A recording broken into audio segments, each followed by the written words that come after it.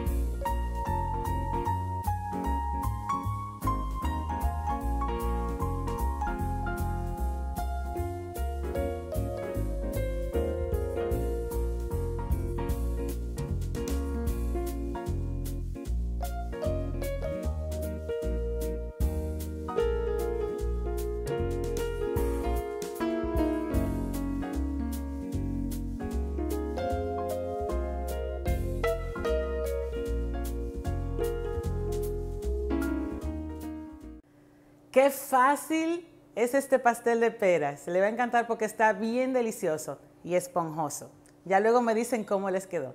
Gracias por quedarse hasta el final. Si les gustó la receta, recuerden darle like, suscribirse y compartir el video. Será entonces que nos vemos en Joca's Kitchen.